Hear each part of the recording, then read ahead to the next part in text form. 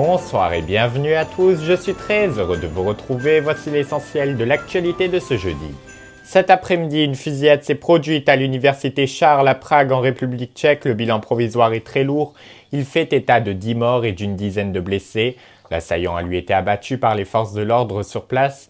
Voici les premières images au moment des faits tournées par des témoins sur place.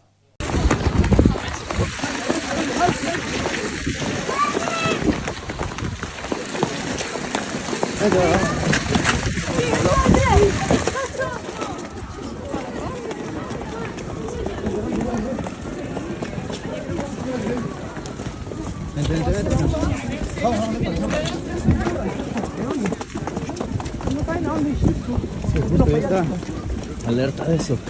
El continuo.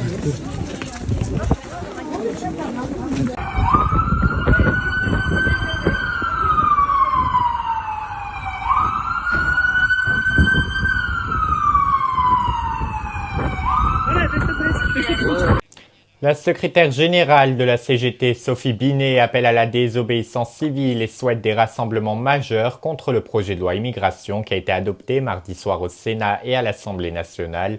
Pour l'heure, aucune date n'a été fixée. Je vous propose de l'écouter sur RMC dans Apolline Matin. Cette loi, donc, elle remet en cause en profondeur tous nos principes républicains. La CGT appelle à la désobéissance civile et à la multiplication d'actions de résistance contre cette loi. La CGT a la volonté de faire en sorte qu'il y ait des initiatives d'ampleur pour permettre à toutes celles et ceux qui ne se reconnaissent pas dans cette France lepénisée de montrer leur mobilisation, leur détermination à faire respecter les valeurs de solidarité, ce qui a écrit sur le fronton de nos mairies, liberté, égalité, fraternité, qui est aujourd'hui piétiné par cette loi d'extrême droite. Juste après l'adoption de cette loi immigration, une trentaine de départements dont la ville de Paris dénoncent un texte indigne et révoltant. Ils ont d'ores et déjà annoncé et refusé d'appliquer certaines mesures de ce texte, comme le durcissement de versement de l'APA, l'allocation personnalisée d'autonomie, alors qu'il est plus d'1 million de personnes de plus de 60 ans perçoivent cette aide. Par ailleurs, le Conseil constitutionnel qui va examiner ce texte après avoir été saisi par le chef de l'État. Dans l'actualité également, au collège Léonard de Vinci à Équeville, dans les Yvelines, un collégien a tenté d'empoisonner sa professeure d'art plastique en lui faisant ingurgiter lors d'un goûter un produit détergent. Il a par la suite avoué les faits. L'enseignante a dû être hospitalisée, elle souffre d'irritation et d'un choc psychologique. Ses jours ne sont pas en danger. Sachez également que le parquet a décidé d'ouvrir une enquête. L'adolescent, quant à lui, a annoncé regretter ses faits. Il passera en conseil de discipline à la rentrée.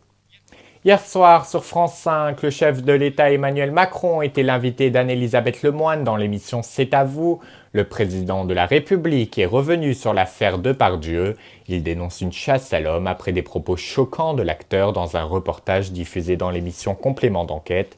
Il a tenu à dire, je cite, que ce n'est pas sur la base d'un reportage qu'on enlève la Légion d'honneur à un artiste. Quelques jours plus tôt, la ministre de la Culture, Rimna Abdul-Malak, avait annoncé engager une procédure disciplinaire auprès de la grande chancellerie. Afin de lui enlever ce titre, je vous propose d'écouter le chef de l'État. Moi, je suis un grand admirateur de Gérard Depardieu. C'est un immense acteur, il a servi les plus beaux textes. Lui aussi, c'est un génie de son art, complet. Il a fait connaître la France, nos grands auteurs, nos grands personnages, dans le monde entier. Et je le dis en tant que président de la République, mais aussi en tant que citoyen, il rend fier la France. C'est que la Légion d'honneur est un ordre, dont je suis en effet le grand maître, qui n'est pas là pour faire la morale. Et donc, ce n'est pas sur la base d'un reportage ou de telle chose qu'on enlève la Légion d'honneur à un artiste. Il va y avoir des gens transgressifs. C'est avancé. Oui, je le confirme, un peu trop.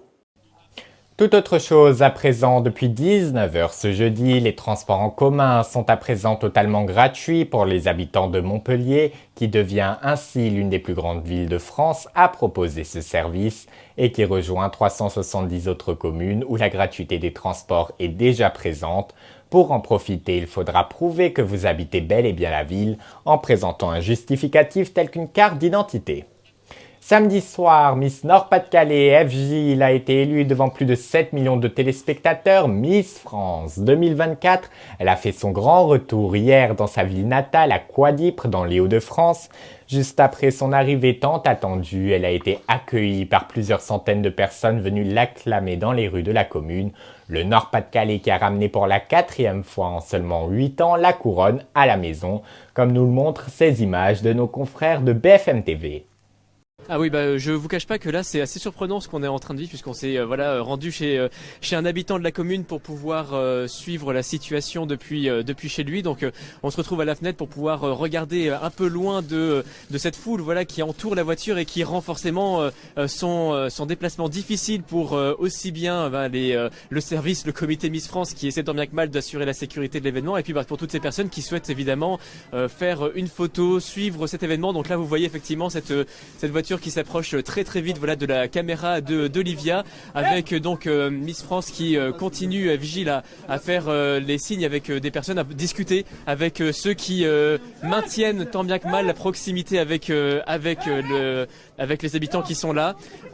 Vous vous rendez bien compte évidemment de l'ambiance que cela procure dans une petite ville de seulement 1100 habitants environ et qui se retrouve soudainement submergée de fans de Miss France. Voilà, je vous laisse profiter encore un petit peu de ces images qui sont assez impressionnantes.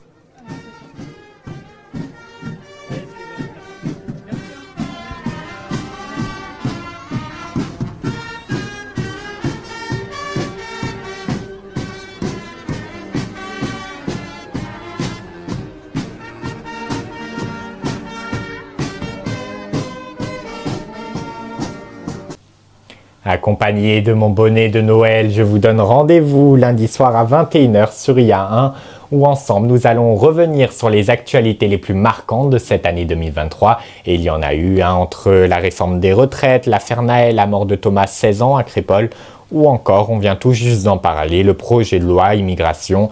Je vous donne rendez-vous donc le soir de Noël. Et c'est ainsi que se termine ce dernier journal de l'année 2023. Je vous remercie infiniment de nous avoir suivis tout au long de cette saison pour le début de cette nouvelle aventure qui est le 20h sur IA1. Il ne me reste plus qu'à vous souhaiter d'excellentes fêtes de fin d'année. Prenez bien soin de vous et de vos proches, c'est si important. Quant à nous, on se retrouve en 2024 pour le retour du 20h, le 8 janvier prochain. Je vous souhaite à toutes et à tous une excellente soirée en musique et je vous dis à lundi sur IA1. Font une dernière prière. Petit Papa Noël,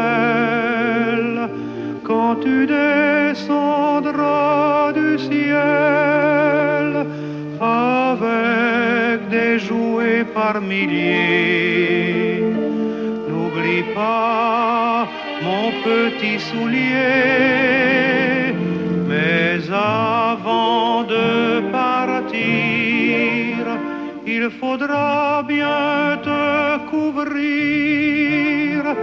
Dehors, tu vas avoir si froid, c'est un peu à cause de moi.